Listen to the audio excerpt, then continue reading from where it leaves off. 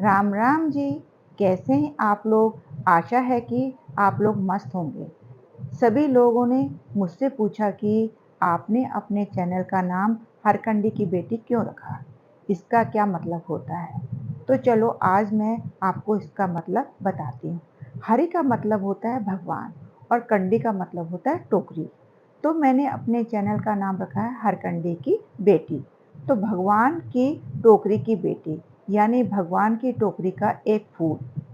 मेरे गांव का नाम भी हरकंडी है, इसलिए मैंने अपने चैनल का नाम हरकंडी की बेटी रखा है। तो चलो आज मैं आपको अपने गांव का इतिहास व यहाँ के बारे में कुछ बताती हूँ। हरकंडी बहुत ही प्यारा गांव है। शुद्ध पहाड़ी गांव। गांव के खेत खलियान यहाँ देखने को आपको मिलेंगे। खाने स्वाद के चटकारे लेते हुए लोग आपको दिखेंगे। उत्तराखंड के पहाड़ और पहाड़ियों का जीवन ऐसा ही होता है। न तो प्रकृति में कोई मिलावट है और न ही यहाँ के लोगों में। यहाँ के लोगों में आपस में काफी मेल जोल है। बहुत ही अच्छा गांव है। पुराने कल्चर से मैं आपको रूबरू कराती हूँ। तो बने रहिए मेरे साथ और आप वीडियो को पूरा देखोगे तो आपको गांव की पूरी जानकारी प्राप्त हो सकती है। अगर आप पहली बार मेरे चैनल हरकंडी की बेटी को देख रहे हो तो प्लीज़ प्लीज़ सब्सक्राइब भी जरूर कर दीजिए। एक नई सुबह मैं देहरादून से 87 किलोमीटर की दूरी तय करते हुए श्रीनगर पहुंचती हूँ और श्रीनगर से 23 किलोमीटर की दूरी तय करके 45 मिनट का हमें हरकंडी पहुंचने में समय लगता है। श्रीनगर से हरकंडी का नज़ारा बहुत ही सुंदर है। तो मेरे साथ आप प्रकृति का नज़ारा लेते हुए आप बुगानी रोड पर चलते हुए सुमाड़ी होते हुए हम हरकंडी पहुंचते हैं। तो आप रास्ते का मेरे साथ नज़ारा लीजिए। बहुत ही सुंदर व्यू है। नीचे अलकनंदा दिखाई देती है और पूरे जंगल हैं। जंगलों में से होते हुए हम नीचे श्रीनगर और अलकनंदा का व्यू देखते हुए हम अपने गांव हरकंडी पहुंचते हैं। रास्ते में हमें बैंड पे सोमाड़ी में एक मूर्ति दिखाई देती है जिसे पंथ्या दादा की फोटो या मूर्ति कहा जाता है। अब हम सोमाड़ी होते हुए ऊपर हरकंडी की तरफ पहुंचते हैं। यहाँ पर हुआ करता था एक पीपल का पेड़ जिसे चौहरी के नाम से जाना जाता है। आजकल सड़क बनने के कारण ये जगह नहीं है, परंतु आज भी इस स्थान पर फूल चढ़ाकर ही आगे जाया जाता है। मैं आपको बताती हूँ कि यहाँ पर फूल क्यों चढ़ाए जाते थे। इससे पहले मैं आपको ले जाती हूँ ऊपर की तरफ जो मंदिर के लिए जाता है। इससे पहले मैं आपको कुछ इतिहास बताती हूँ। स्कंद पुराण केदारखंड में गोलाक्ष पर्वत का वर्णन मिलता है। इसी गोलाक्ष पर्वत के उत्तर दिशा में हरकंडी कटुलचू विकास खंड फिरसू जनपद पौड़ी गढ़वाल तथा ग्राम सभा सुमाड़ी दक्षिण में है। केदारखंड के अनुसार आदिकाल में गोलाक्ष पर्वत पर इंद्र नाम का एक साधु रहता था। साधु की 1 लाख गायें थी। इन गायों की देखभाल यही गोलाक्ष पर्वत करता था। साधु इंद्र शिव की तपस्या में लीन था। एक दिन शिव जी युवक बनकर साधु के पास आए। उसी समय साधु गायों से दूध निकालकर जमीन पर गिरा रहा था। शिव जो युवक के रूप में आए थे, उन्होंने साधु को जमीन पर दूध गिराने का कारण पूछा। तो साधु ने कहा, इस गोलाक्ष पर्वत को मैंने अपना पुत्र मान लिया है, इसलिए मैं अपने पुत्र को दूध पिला रहा हूं। यह बात सुनकर शिव जी बहुत ही खुश हुए और अपने असली रूप में प्रकट हुए और उसके बाद साधु इंद्र को अमरता का वरदान दे गए और गौरी शंकर अलकनंदा नदी के तट पर लुप्त हो गए। अलकनंदा नदी के पास ही शिवलिंग के रूप में प्रकट हो गए। फिर उस जगह का नाम घसिया महादेव है, लेकिन केदारखंड में इसका नाम कटकेश्वर महादेव है। इसे आज भी घसिया महादेव के नाम से जाना जाता है। अलकनंदा नदी के किनारे हरकंडी गांव का पैतृक घाट भी है। गौलक्ष पर्वत हरकंडी गांव के सबसे ऊपर इंद्र नाम का एक मंदिर भी है। इस स्थान का नाम इंद्रगमन है तथा गौलक्ष पर्वत हरकंडी गांव के चारों ओर एक मृग आज भी रहता है जो कि कभी-कभी दिखाई देता है। गौलक्ष पर्वत पर जो गाय रहती थी, उनका गौमूत्र बहकर हरकंडी की ओर पानी की मुख्य धारा के रूप में बहता है, जिसमें आज भी गौमूत्र की गंध आती है। इस धारे को ढिंसर के नाम से जाना जाता है, जो कि अति सूखा पड़ने पर भी सूखता नहीं है। इस धारे को अति पवित्र माना जाता है। इस स्थान पर लोग सुबह नहाकर पूजा आरती करते हैं। यह धारा हरकंडी के पूर्व में स्थित है। गौलक्ष पर्वत पर एक और मंदिर विराजमान है, जो कि मां नगरसैनी के नाम से प्रसिद्ध है। इतिहासकारों के अनुसार जनपद रुद्रप्रयाग में नगरासुर स्थान है। कभी वहां पर अधिक वर्षा के कारण मंदिर में रखी गई मूर्ति खड़ग चक्र सहित बह गई थी तथा सुपना चौरास के कुंड में समा गई थी। हरकंडी के पूर्व में ग्राम जलेथा है, वहां पर एक निसंतान दंपति रहते थे। मां नगरासैनी उस व्यक्ति के सपने में आई और बोली, मैं चौरास के कुंड में हूँ, मुझे यहाँ से निकालो और मुझे स्थापित करके मैं तुम्हारी मनोकामना पूरी करूंगी, वह संतान दूंगी। व्यक्ति तुरंत चौरास गया। जैसे ही उसने सपने में देखा था, वैसी ही मूर्ति खड़ग चक्र सहित उसे वहां मिली। उसने मूर्ति को तुरंत उठाया और अपने कंधे पर रखकर अपने गांव चलने लगा। गांव में जब पहुंचा तो मूर्ति अधिक भारी हो गई, तो उसने मूर्ति को कुछ देर के लिए एक स्थान पर रख दिया। उस स्थान को आज भी चौरी के रूप में जाना जाता है, जहां पर आज भी फूल चढ़ाकर आगे की तरफ जाया जाता है। परंतु माता की महिमा ऐसी कि मूर्ति फिर से हल्की होकर अपना रास्ता युवक को स्थान बताकर तय करने लगी। युवक ने मूर्ति उठानी चाही तो मूर्ति हल्की हो गई। युवक मूर्ति उठाकर मूर्ति के बताए हुए स्थान के साथ साथ हरकंडी गांव की ओर चलने लगा। चलते चलते वो गौलाक्ष पर्वत पर पहुंच गया, जहां की मूर्ति अति भारी हो गई। फिर उसने मूर्ति को एक स्थान पर रखनी पड़ी। उन्हें पुनः उठाने का प्रयास किया, परंतु मूर्ति उठाने मुश्किल हो गई। युवक मूर्ति को वहीं छोड़कर वापस अपने गांव जलेथा आ गया। माता ने सपने में फिर से दर्शन दिए और कहा, मुझे अब इस स्थान पर ही स्थापित कर दो और यहाँ एक भव्य मंदिर बना दो। फिर वहाँ एक भव्य मंदिर की स्थापना की गई और मूर्ति को वहीं पर स्थापित किया गया, जो कि आज भी नगरसैनी माता के नाम से यह मंदिर प्रसिद्ध है।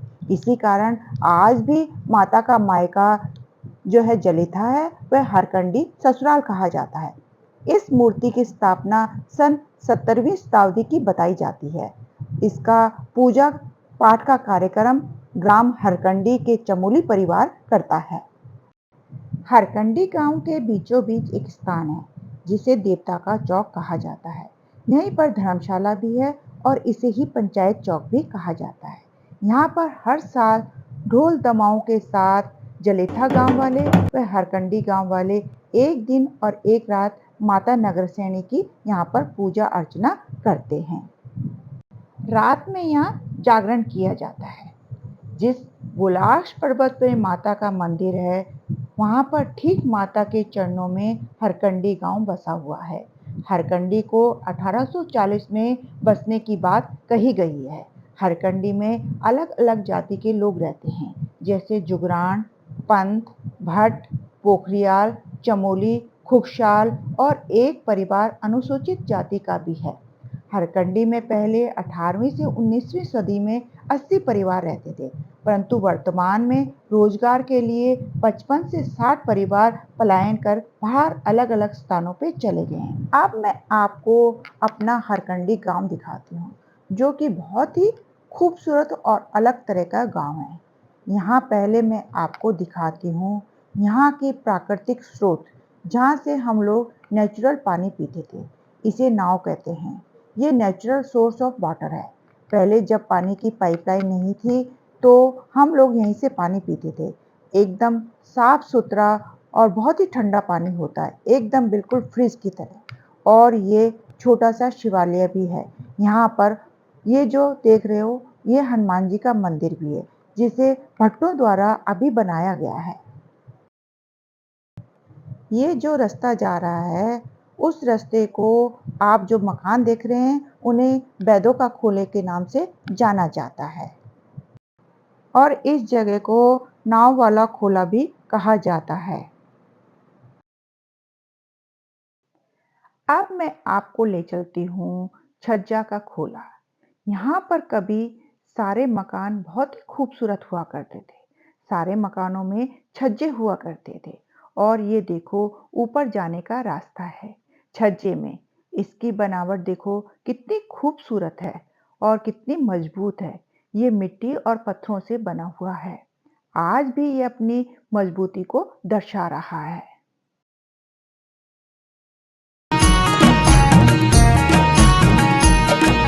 जे घर में तुमने अपना बचपन बिताई, जे घर में तुमने अपना बचपन बिताई, जहाँ दादी दादू ने तुमते हिटाणो सिखाई, जहाँ दादी दादू ने तुमते चलाणो सिखाई। अब मैं आपको ले जाती हूँ देवता का चौक। देवता का चौक ये धर्मशाला भी है और पंचायती चौक भी है। यहाँ पर जब पहले बारात आती थी तो सबसे पहले यहाँ पर रुकती थी और माँ का आशीर्वाद लेकर आगे की तरफ जाते थे।